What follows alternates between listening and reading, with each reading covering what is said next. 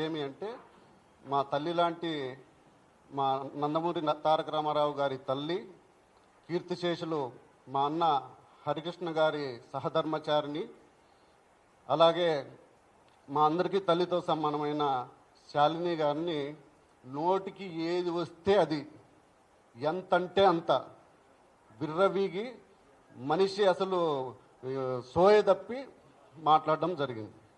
అసలు ఇలాంటి మాట్లాడడానికి గల కారణాలు ఏంటి? ఆవిడ ఏం తప్పు చేసింది?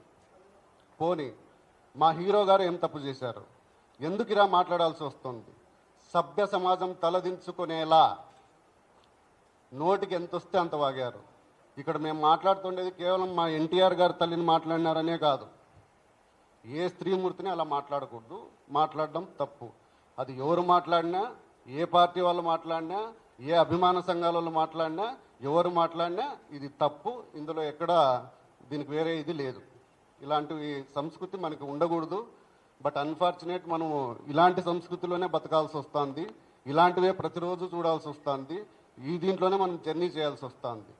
ఇవి సమాజానికి ఏమాత్రం శ్రేయస్కరం కాదు. ఇవి ఇంతటితో ఆపేస్తే మంచిది అని మా మనవి, మా అభిమానుల తరపున. మనకి జనరల్గా ఒక నానుడు ఉంటుంది, స్త్రీలను ఎక్కడ గౌరవింపబడతారో అక్కడ దేవతలు సంచరిస్తూ అంటారు అని. అలాంటి సమాజంలో నుంచి వచ్చాం మనము. బట్ ఈ మాట కాస్త తలకిందులైపోయింది.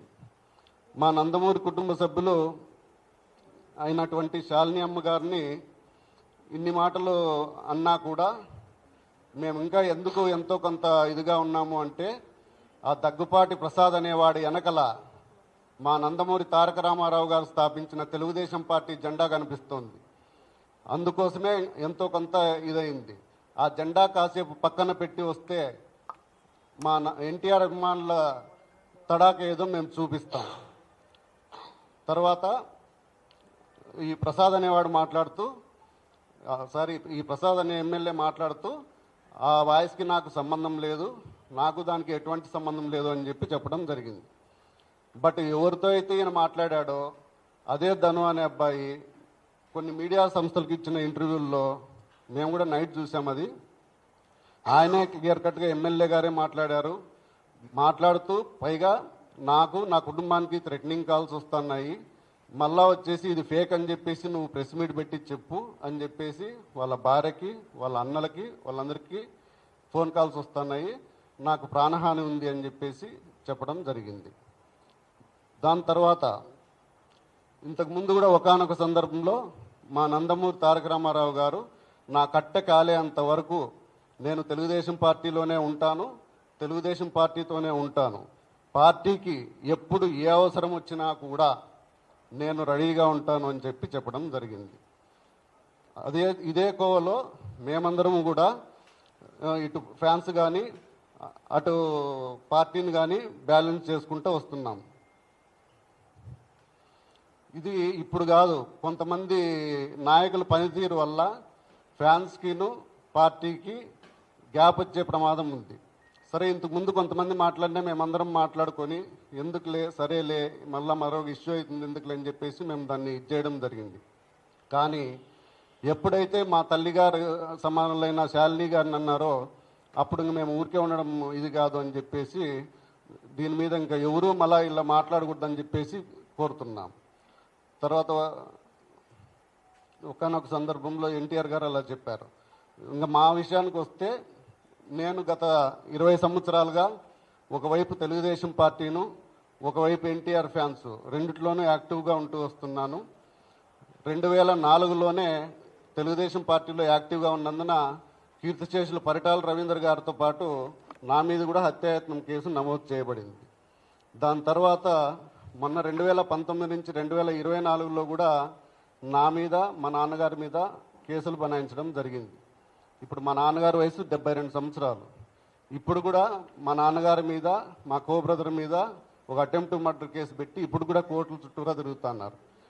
మేము కూడా అప్పట్లో నెలల కొద్దీ జైల్లో మగ్గినాము, సంవత్సరాల కొద్దీ కోర్టుల చుట్టూరా తిరిగినాం పార్టీ కోసం. ఇక ఫ్యాన్స్ విషయానికి వస్తే మా అభిమాన హీరో ఎన్టీఆర్ గారి పేరు మీద స్వచ్ఛంద సంస్థ ఏర్పాటు చేసి అనేక సేవా కార్యక్రమాలు చేస్తున్నాము. చేస్తూనే ఉన్నాము, ఇక ముందు కూడా చేస్తూనే ఉంటాము.